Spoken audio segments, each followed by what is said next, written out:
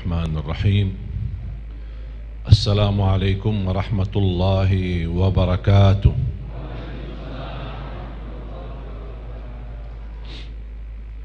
الحمد لله رب العالمين.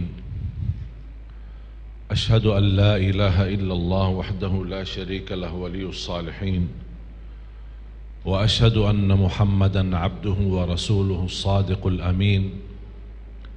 اللهم صل وسلم وبارك على سيدنا محمد وعلى آله وصحبه ومن تبعهم بإحسان إلى يوم الدين.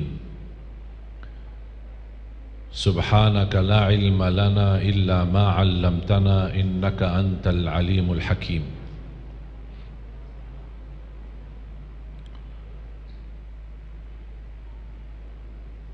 Alhamdulillah, syukurillah. Terima kasih pengurus dan semua jamaah sekalian, para ulama, para kiai, para asatiz, bapak-bapak, ibu-ibu, kaum muslimin, muslimat, mukminin, mukminat, semoga senantiasa dimuliakan dan diberkahi Allah Subhanahu wa taala. Dan terima kasih pula semua yang menjalani tugas panitia, aparat keamanan, polisi, TNI, dan saya tidak lupa Bansar dan semua para hadirin. Semoga perjuangan kita semua menjadi amal salih yang diterima di sisi Allah Subhanahu wa taala. Alhamdulillah, syukurillah. Bahagia saat kami melanjutkan perjalanan safari dakwah. Sudah ratusan titik, bahkan mencapai 1000 titik yang kami kunjungi di tahun ini, dan insyaAllah tahun 2021 akan kita lanjut 1000 titik lagi untuk membangkitkan dan mempersatukan umat untuk bersama-sama membumikan Al-Quran, dan kita mencetak bersama-sama 1 juta penghafal Al-Quran untuk Indonesia. Dan alhamdulillah program 1 juta penghafal Al-Quran sudah jalan, dan alhamdulillah sudah terlahir puluhan bahkan ratusan para penghafal Al-Quran. Dan setiap orang penghafal Al-Quran di bawah binaan kami hadiahkan umrah. Dan tujuan kami bukan hanya mereka bisa umrah, tapi sekalian bisa setor hafalan di hadapan imam besar Masjidul Haram dan Masjid Nabawi di Tanah Suci. Karena cita-cita saya, para penghafal Al-Quran orang Indonesia bukan hanya mendapatkan kehormatan dan diakui di tanah air, saya ingin mereka juga mendapatkan kehormatan dan diakui di tanah suci. Dan alhamdulillah rata-rata yang kami kirimkan ke tanah suci, mereka pulang dari sana ke tanah air masing-masing membawa sertifikat ijazah sanad yang nama mereka bersambung sampai Rasulullah sallallahu alaihi wasallam. Karena setiap ajaran Islam itu memiliki ijazah. Ada ijazah dua macam. Ada ijazah lisan, ada ijazah tulisan. Kalau ijazah lisan, kita bertemu dengan guru, minta ijazah zikir ini, minta amalan ini, minta ijazah doa ini, minta ijazah suratul Fatihah. Itu yang disebutkan ijazah dari lisan guru, dari mulutnya guru kita. Dan sering kita lihat kalau ketemu kiai atau guru, mohon kiai ijazah, ijazah zikir ini, ijazah amalan ini. Dan beliau menyampaikan, saya ijazahkan kepadamu. Ketika kita jawab qabiltu atau saya terima. Itu namanya ijazah lisan, dari mulut menyampaikan kepada penerima ijazah. Yang kedua, ijazah tulisan yang tertulis dalam sebuah sertifikat. Dan kelebihan agama Islam dan tidak ada di agama yang lain adalah perhatian kepada ilmu ijazah. Dan ilmu ijazah hanya ada di dalam ajaran Islam, dan semuanya ada ijazahnya. Zikir ada ijazahnya, doa ada ijazahnya, siwak ada ijazahnya, istighfar ada ijazahnya, salawat ada ijazahnya, hafal Quran dan baca Al-Quran dengan benar ada ijazahnya, hadis ada ijazahnya, fikih ada ijazahnya. Semua segala hal di dalam ajaran Islam, salat, doa, wudu, semua ada ijazahnya. Sampai disebutkan kata mud, ini mud. Saya sebutkan mud Madinah atau mud Nabawi. Ini pun ada ijazahnya. Diijazahkan Rasulullah SAW kepada sahabat, dan sahabat menggunakan, dan Rasulullah SAW sendiri menggunakan untuk wudu, kemudian untuk mandi. Kalau Rasulullah berwudu pakai mud cukup 1, kalau mandi 4 kali ini, 4 kali mud ini sudah cukup untuk mandi Nabi Muhammad SAW. Dan Siti Aisyah radhiyallahu anha menjelaskan, kana Rasulullah sallallahu alaihi wasallam yatawaddau bil mud. Nabi Muhammad SAW kalau berwudu menggunakan mud. Bahkan mud ini bukan hanya dipakai buat wudu dan mandi, bisa juga menjadi alat takaran zakat fitrah. Dan alhamdulillah 2 tahun ini belakangan kami syiarkan kepada para habaib, para kiai, para asatiz, untuk ketika ada yang mau mengeluarkan zakat fitrah, tidak perlu pakai kilogram lagi, tetapi cukup menggunakan mud. 4 kali banda ini cukup zakat fitrah 1 orang. 1 ini untuk wudu, kalau 4 kali ini bisa menjadi zakat fitrah untuk 1 orang. Kalau 4 kali ini disebut kata sa'. 1 sa' itu di dalam fikih, ada penjelasannya di dalam fikih. Pasti Bapak Ibu penasaran, ingin tahu lebih dalam mengenai mud Madinah atau mud Nabawi. Kalau berkenan Bapak Ibu, selepas acara silahkan buka channel YouTube. Di YouTube, di channel kami sudah jelaskan apa itu mud. Bahkan sudah ada juga satu video yang dijelaskan oleh Ustaz Abdul Samad, bagaimana pandangan fikih mengenai mud, dijelaskan dari segi fikihnya. Kemudian saya juga praktik di salah satu video, saya praktik cara mengukur atau takar zakat fitrah menggunakan mud. Ada juga satu lagi video menggunakan wudu, bagaimana saya praktik wudu Nabi Muhammad sallallahu alaihi wasallam menggunakan mud, dan kita semua ada videonya. Tinggal nanti Bapak Ibu berkenan selepas acara silahkan berkenan buka YouTube dan bisa lihat bagaimana cara ukur zakat fitrahnya, bagaimana cara wudu Nabi Muhammad menggunakan mud dan lain sebagainya. Kalau sudah berkenan membuka YouTube, mohon Bapak Ibu jangan lupa subscribe. Ya sekalian lah kita. Bapak Ibu jamaah sekalian, sudah saya 12 tahun berada di Indonesia, dan alhamdulillah saya sendiri merasakan 6 tahun belakangan ini, alhamdulillah, nikmat dan karunia Allah SWT untuk negeri kita Indonesia. Peningkatan hafalan dan kebacaan belajaran Al-Quran luar biasa, semakin meningkat. Jangankan hanya di kalangan anak-anak, sudah di kalangan dewasa, bahkan di kalangan tua-tua, bapak-bapak maupun ibu-ibu sudah semangat untuk mempelajari Al-Quran. Ada melalui tahsin, membaca dan memperbaiki bacaan, ada melalui melancarkan bacaannya dan mensahkan hurufnya, ada yang juga sudah masuk dalam hafalan. Jangankan di kalangan bapak-bapak dan ibu-ibu, juga sudah di kalangan pejabat dan keluarga pejabat dan anak-anak pejabat, saya sering memperhatikan begitu luar biasa mereka mendorong anaknya menjadi penghafal Al-Quran. Jangan hanya itu saja, saya sudah menemukan perkembangan Al-Quran di aparat keamanan negeri kita Indonesia, TNI maupun polisi. Alhamdulillah, peningkatan perhatian belajar ngaji dan belajar menghafal Al-Quran sangat luar biasa.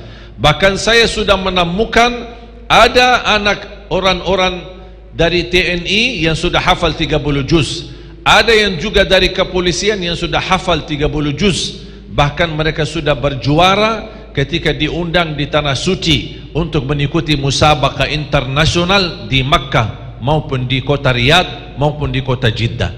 Dan alhamdulillah, ini merupakan nikmat besar dari Allah Subhanahu wa taala.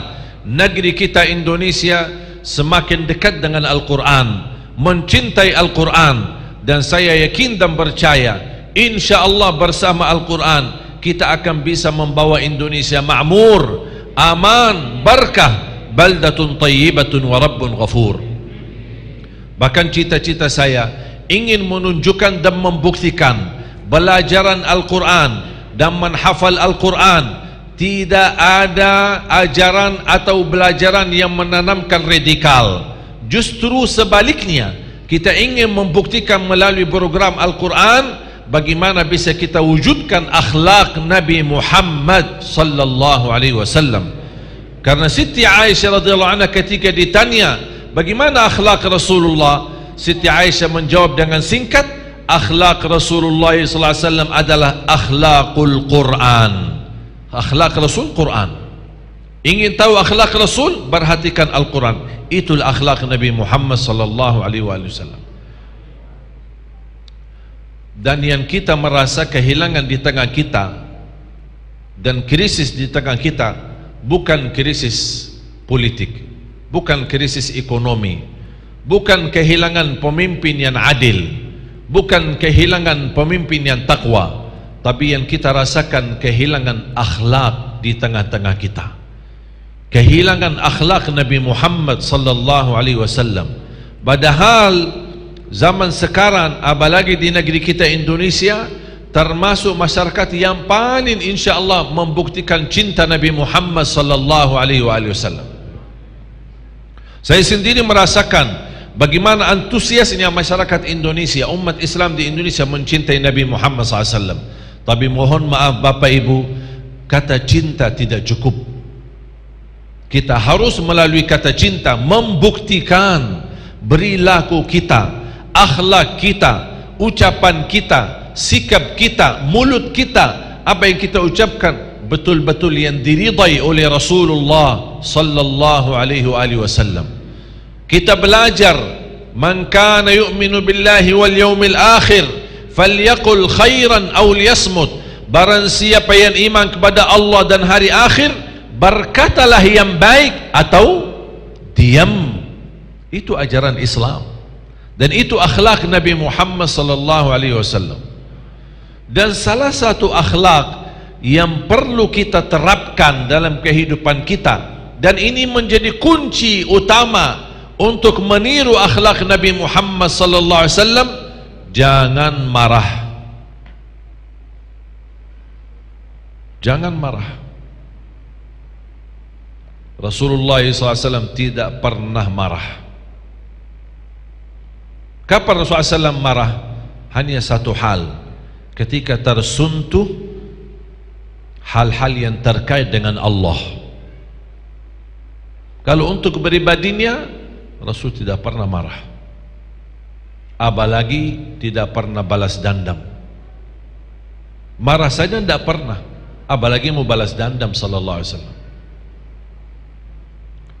Rasulullah SAW selalu mendahulukan pemaaf, selalu memaafkan orang lain. Dinyakiti perasaannya, difitnah, dicaci maki, dapat Rasulullah SAW respon. Bahkan ketika datang golongan Yahudi untuk bertemu Rasulullah SAW dan mereka mengucapkan Assalamualaikum, bukan Assalamualaikum, Assalamualaikum. Apa arti Assalamualaikum? kecelakaan dan kematian bagimu wahai Muhammad. Itu ucapan mereka. Tapi Rasulullah SAW tidak marah. Di samping Rasulullah SAW ada Siti Aisyah mendengar ucapan orang Yahudi itu, dan dia marah, protes. Wa'alaikumussamu wal la'nah, semoga kalian yang celaka, semoga kalian yang mati, dan semoga kalian yang dilaknati oleh Allah. Kata Rasulullah SAW, ya Aisyah, sabarlah, cukup hanya wa'alaikum, tidak usah panjang lebar, wa'alaikum. Kalau ucapan mereka dengan niat baik, kembalilah yang baik kepada mereka. Kalau niatnya buruk, kembali keburukannya kepada mereka. Karena ucapan wa'alaikum kembalilah kepada kalian.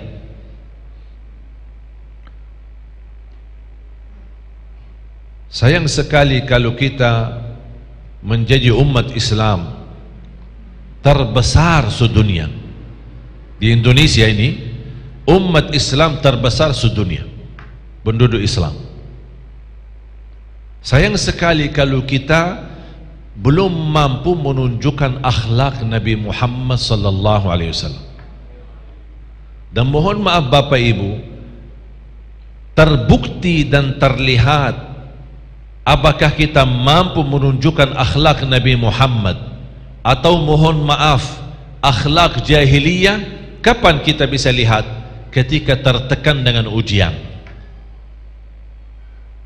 Mohon maaf kalau lagi duduk santai, relax, tidak ada masalah, tidak ada beban, tidak ada yang fitnah, tidak ada yang caci maki, tidak ada yang menghina, biasa aja. Bisa orang bilang, oh Masya Allah ini orang rendah hati.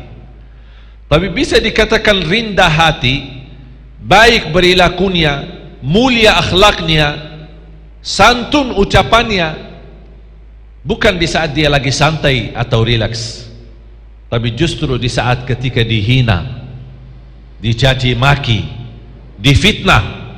Tunggu dan lihat apa yang dia ucapkan, apa yang dia balas.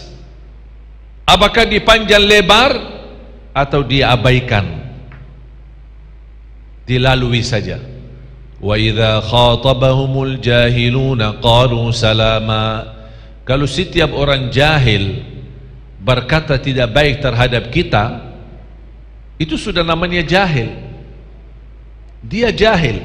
Jangan kita turun dari martabat yang mulia menjadi jahil. Jangan jadi jahil, abaikan, karena dia jahil. Kata Rasulullah, ketika ada orang menghina kita, jangan balas dendam, tidak usah balas. Bahkan Allah menajarkan, dan saya belajar, apapun ucapan orang itu, saya selalu berkata Assalamualaikum, udah selesai.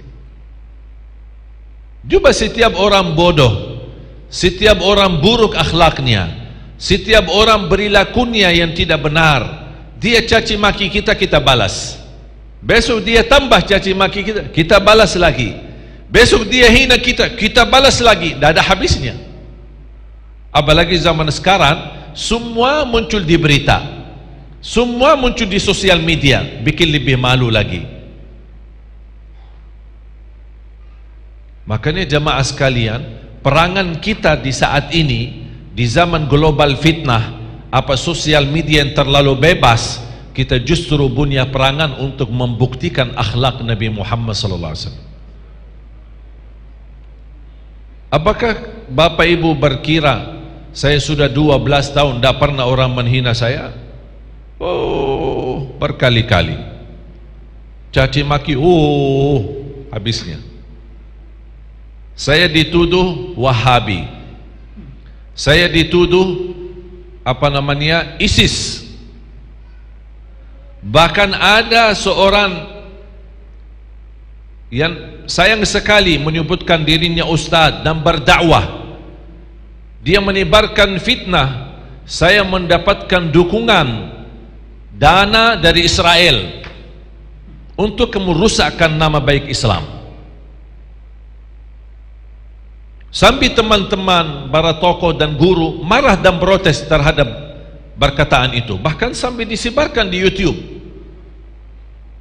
Ada seorang kawan saya waktu itu belum tahu, tiba-tiba ada seorang kawan yang kirimkan via WhatsApp, kirimkan video ini.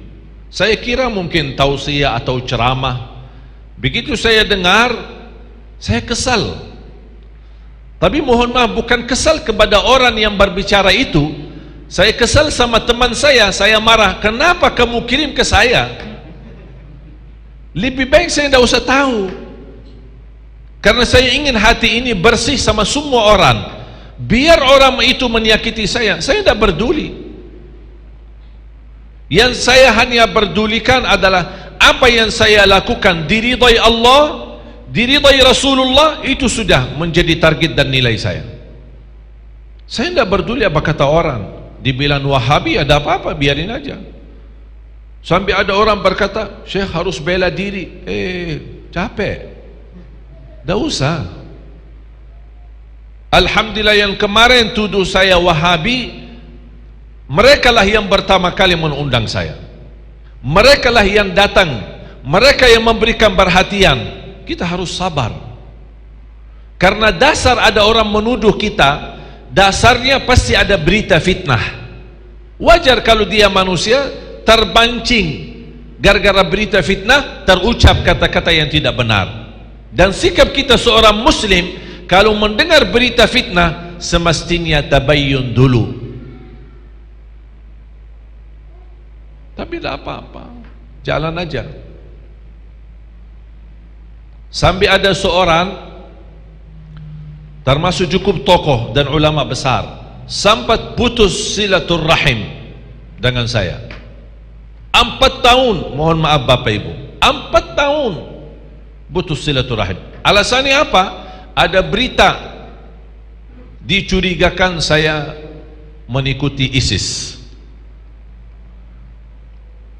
Dan dia menyampaikan, mohon maaf saya harus mundur, tapi dia tidak menyampaikan kepada saya langsung, tapi dia sampaikan kepada adik saya. Ketika adik saya menyampaikan, saya diam. Adik saya tanya, kok antum diam? Ya terus mau bilang apa? Udah biarin aja. InsyaAllah dia akan sendiri tahu kebenarannya, dia akan sendiri menyesal, dan dia akan sendiri bertaubat. Itu bukan salah saya. Kalau dia yang mundur, kita tetap berusaha baik-baik sama semua orang. Berarti Bapak Ibu, jangan anda harap hidup tanpa diuji. Pasti ujian itu tidak ada habisnya. Dituduh jangankan kita, Rasulullah SAW berkali-kali dituduh fitnah. Sampai istrinya pun dituduh fitnah, Siti Aisyah radhiyallahu anha. Tapi Rasulullah SAW sabar menghadapi semuanya. Dan itulah yang kita harapkan melalui kita praktik dan kita amalkan akhlak Nabi Muhammad sallallahu alaihi wasallam. Terutama 2 hal. Jangan marah, dan segala sesuatu hadapi dengan sabar. Seandainya marah, yang namanya manusia ya, kadang-kadang pasti muncul emosi, sakit hati. Kalau sudah terlanjur marah, obatnya apa? Diam, jangan bicara. Karena orang yang lagi marah atau sakit hati, dia berbicara, pasti mohon maaf yang keluar dari mulutnya yang tidak benar. Karena yang mendorong dia berbicara adalah sakit hati. Makanya Islam mengajarkan, ketika anda lagi marah, diam. Rasulullah sallallahu alaihi wasallam bersabda di hadis yang sahih, "Idza ghadiba ahadukum falyaskut." Barang siapa yang merasa dirinya emosi dan marah, diamlah. Diam. Bapak pulang malam-malam protes istrinya, marah-marah. Keluar dari mulut istrinya perkataan-perkataan yang menyakiti. Alasannya bapak telat pulang malam. Bapak tidak usah balas panjang lebar. Hanya begini bapak di hadapan mata istrinya,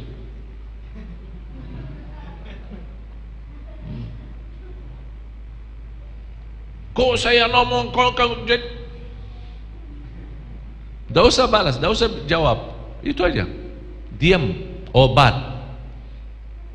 Emosi, dia lagi emosi. Kalau kita berbicara, pasti bakal ikut emosi.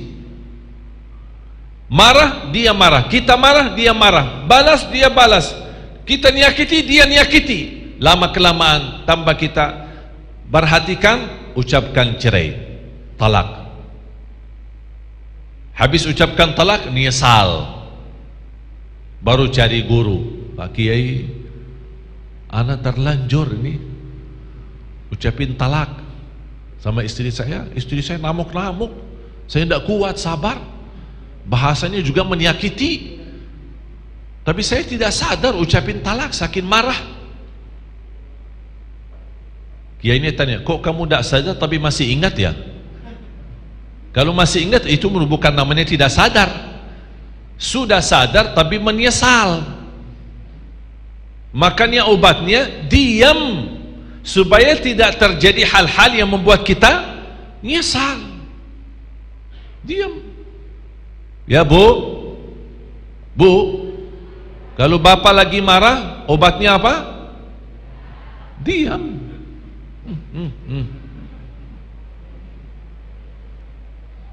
Kalau bapak saking marahnya, udahlah kalau begini saya mau nikah lagi. Ibu diam.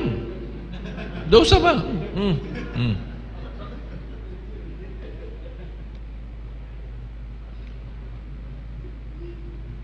Ini wallahi sungguh, ini bukan dari saya, tapi ini obat dari Rasulullah sallallahu alaihi wasallam.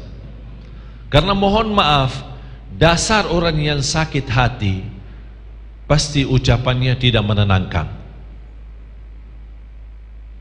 Makanya sedih kalau kita mendengar dari mulutnya ulama atau orang-orang yang kita cintai, karena mungkin karena emosi di dalam hatinya, dia tidak menyadari apa yang diucapkan. Hati-hati Bapak Ibu. Saya tidak harap justru ulama kita dijelekkan atau dicari celah gara-gara ucapan atau gara-gara kata-kata. Hati-hati. Apalagi kita di majlis ilmu, di majlis maulid.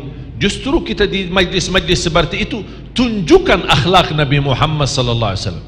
Karena inti daripada majlis-majlis ilmu seperti ini, orang keluar dari majlis dapat positif, dapat ilmu bermanfaat yang dia bisa amalkan. Sampai Rasulullah SAW bersabda, "Ma kana al-linu fi syai'in illa zanah, wa ma nuzi'a min syai'in illa syanah." Tidak pernah kelembutan di dalam sesuatu, pasti akan sesuatu dihiasi dengan keindahan. Dan kalau kelembutan itu dicabut menghadapi dengan kekerasan dan kerusuhan, pasti sesuatu yang indah menjadi rusak dan tidak baik.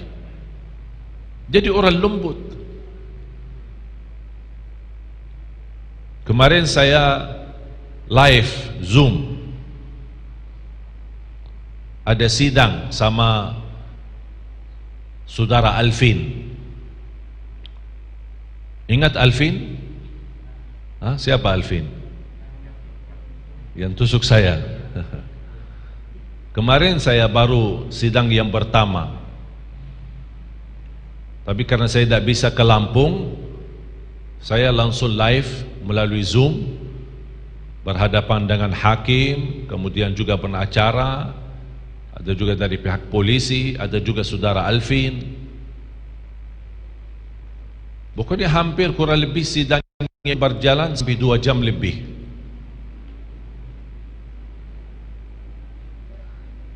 Dan ketika berkesempatan Alvin berbicara, dia membuka berbicara dan minta maaf sama saya.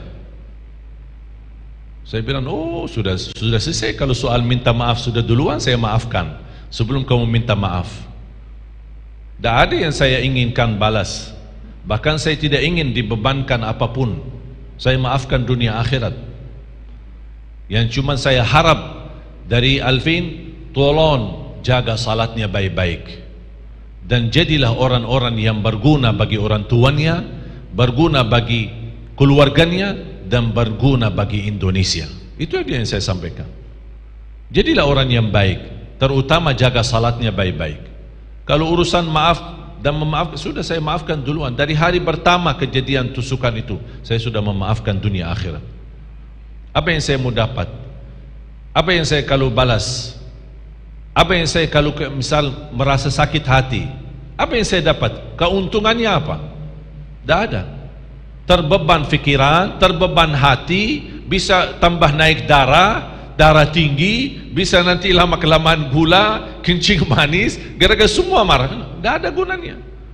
Tapi coba kalau kita memaafkan, adem hati kita, tenang fikiran kita, dan insya Allah mulia di mata Allah Subhanahu wa Ta'ala.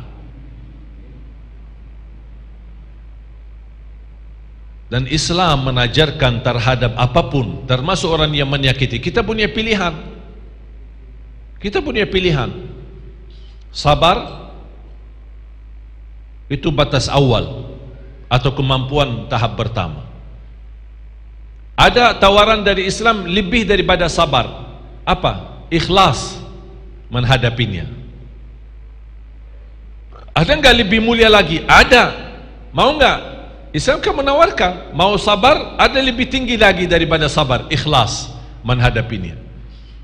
Masih ada lagi dari Islam, masih ada lagi, maafkan. Masih ada lagi lebih mulia, berkenan berbuat baik sama orang yang menyakiti kita. Ini 4 tahap. Tidak semua orang bisa.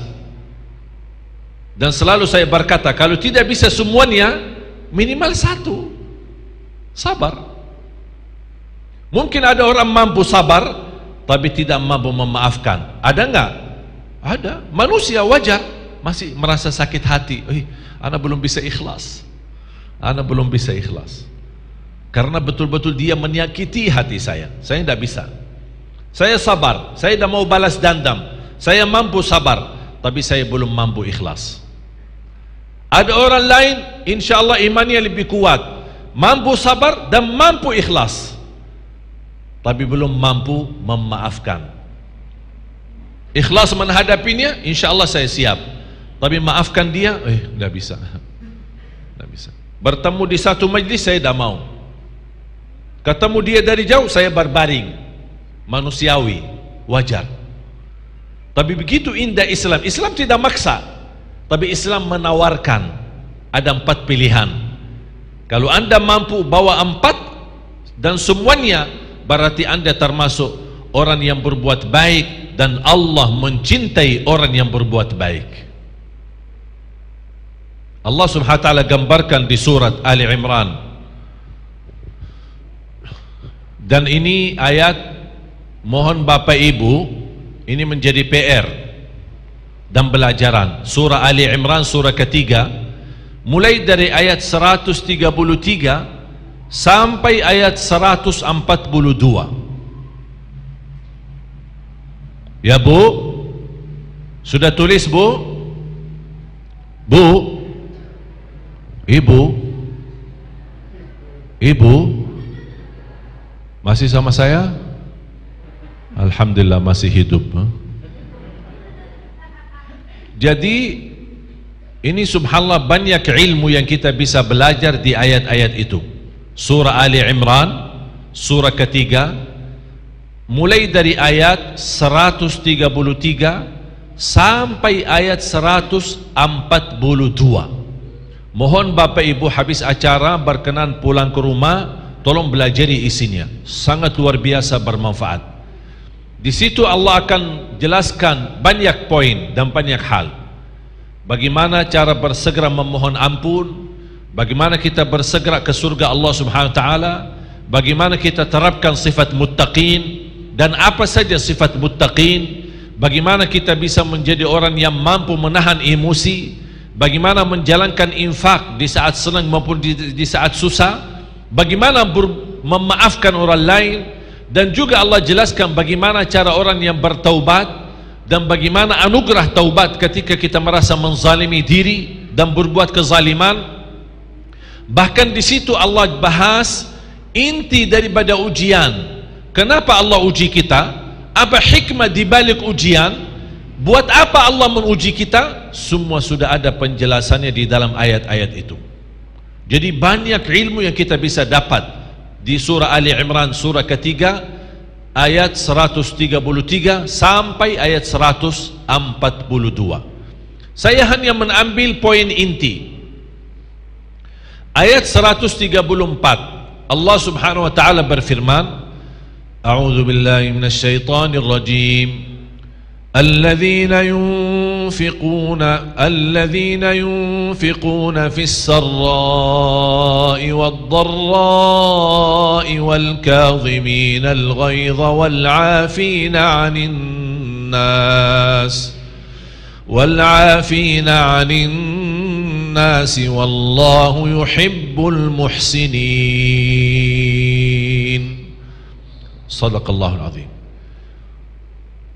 Ketika Allah bahas di ayat 133, bersegeralah memohon ampun, bersegeralah ke surga Allah Subhanahu wa taala, dan Allah akhiri ayat itu dengan uiddat lil muttaqin. Ampunan dan surga Allah sediakan untuk orang yang bertakwa. Dan habis Allah sebutkan muttaqin, Allah jelaskan sifat-sifat mereka. Mereka pertama senantiasa berinfak di jalan Allah, di saat sempit maupun di saat lapang, di saat susah maupun di saat senang, mereka suka berinfak. Yang kedua, wal kadhimin al ghaidh, mereka mampu menahan amarahannya, menahan emosi. Orang yang mampu menahan emosi berarti dia orang muttaqin, orang bertakwa kepada Allah Subhanahu wa taala. Mereka wal kadhimin al ghaidh, bukan hanya mereka mampu menahan emosi, tapi mereka pula mampu memaafkan orang lain. Orang menyakiti, orang menzalimi, orang memfitnah, orang menghina, mencaci maki, dia pemaaf. Bahkan setiap malam dia tidur, dia berkata kepada Allah, Ya Allah, saya maafkan semua manusia yang sengaja menzalimi saya maupun tidak sengaja, yang saya kenal maupun yang saya tidak kenal, saya maafkan dunia akhirat. Baru dia tidur. Kenapa dia mau seperti itu? Karena dia ingin hatinya bersih, dan salah satu jaminan masuk surga hati yang bersih. Tak pernah dengki, tak pernah hasud. Jangankan sama orang yang dia tidak kenal, yang dia kenal pun dia pemaaf, apalagi yang dia tidak kenal.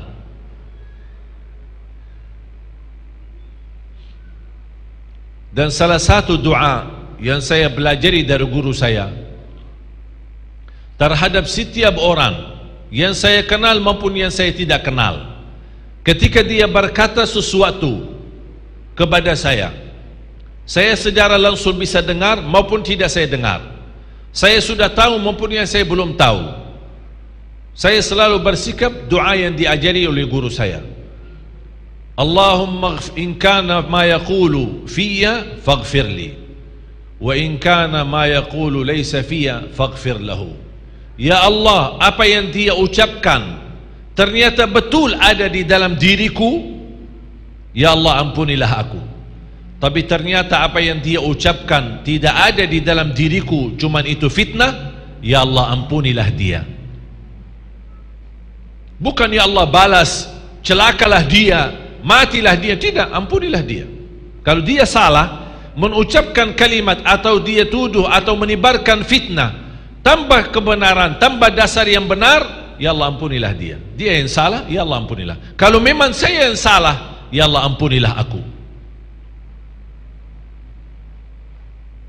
Bapak Ibu jamaah sekalian, perlu kita ikuti dan tiru akhlak Nabi Muhammad sallallahu alaihi wasallam. Ini yang betul-betul kita butuhkan, akhlak Nabi Muhammad sallallahu alaihi wasallam dalam sehari-hari kita, terutama bersama keluarga kita, di dalam rumah tangga kita. Sedih kalau saya melihat ada orang mulia akhlaknya di luar rumah tapi galak di dalam rumahnya. Itu bukan akhlak Nabi Muhammad SAW. Justru akhlak Nabi Muhammad termulia ketika bersama keluarganya. Sambil Rasulullah SAW bersabda, khairukum khairukum li ahli, semulia seorang laki-laki adalah yang termulia akhlaknya sama keluarganya, dan akulah yang mulia akhlaknya sama keluargaku, kata Rasulullah. Makanya kalau ingin tahu akhlak seorang, tanya istrinya. Istrinya yang hidup sama dia, di saat manis maupun di saat susah, di saat bahagia maupun di saat penderita, di saat sehat maupun di saat sakit, apapun keadaan, di saat miskin maupun di saat kaya, istrilah pendamping. Makanya kata guru saya, kalau ingin tahu akhlak seorang, tanyalah istrinya. Dan alhamdulillah istri saya dah ikut ya dalam cara. Itu kunci kemuliaan akhlak. Bapak ibu, dan orang menjadi mulia akhlaknya akan mampu mencapai derajat tinggi di dalam surga, melebihi derajat ahli puasa dan ahli tahajud. Contoh, kalau ada orang yang suka puasa Isnin Kamis, atau suka puasa Daud dan suka tahajud setiap malam, tapi ada orang lain tidak puasa, tidak tahajud, tapi orangnya betul-betul mulia akhlaknya, masih yang mulia akhlaknya lebih tinggi darjatnya di surga Allah. Bahkan orang yang mulia akhlaknya jaminan mendapatkan dudukan sangat dekat sama Rasulullah sallallahu alaihi wasallam. Bukan hanya dapat syafaat Rasul, bahkan mendapatkan dudukan dekat. Sampai Rasulullah SAW bersabda, aqrabukum minni majlisan yaumal qiyamah ahasinukum akhlaqa, yang paling dekat kepadaku hari kiamat yang termulia akhlaknya. Mulai hari ini Jumat, dan dianjurkan di hari Jumat sebanyak-banyaknya salawat kepada Rasulullah SAW, sebanyak-banyaknya, sampai menunggu azan maghrib. Naik motor, jalan kaki, di mana-mana, terus basahi lidahmu dengan salawat kepada Nabi SAW. Karena itu permintaan Nabi Muhammad di hari Jumat, inna min afdali ayyamikum yawmal jumu'ah fa'akthiru alayya minas salati fi, sebaik-baik hari kalian adalah hari Jumat, berbanyaklah salawat kepadaku di hari Jumat. Terus kita bahkan dianjurkan oleh ulama, boleh kita tinggalkan seluruh zikir, tasbih, tahmid, tahlil, takbir, semua boleh ditinggal. Khusus di hari Jumat, fokus cuma satu, sebanyak-banyaknya salawat kepada Rasulullah SAW. Karena itu permintaan Nabi Muhammad SAW. Apalagi kalau kita niatkan salawat itu untuk hajat kita, apapun hajat kita. Yang sakit insya Allah disembuhkan penyakitnya, yang ada hajat dikabulkan hajatnya, yang punya urusan keluarga dimudahkan urusannya. Salawat kepada Rasul dahsyat manfaatnya. Dan cukup yang kita dapat sebagaimana di hadis yang diriwayatkan Imam Muslim, man shalla alayya wahidah sallallahu alaihi bi ashra. Barang siapa, kata Rasulullah SAW, barang siapa yang salawat satu kali kepadaku, akan Allah balas 10 kali rahmat. Ini baru satu kali, kita dapat 10 kali rahmat. Bagaimana kalau puluhan kali? Bagaimana kalau ratusan kali? Berapa ribuan rahmat yang kita dapat melalui wasilah salawat kepada Nabi Muhammad SAW. Dan saya harap mulai hari ini sampai Jumat yang akan datang, jangan marah. Boleh? Bu? Boleh? Jangan marah. Hari ini Jumat sampai Jumat besok, berarti selama 1 minggu. Jangan marah. Terutama ibu-ibu.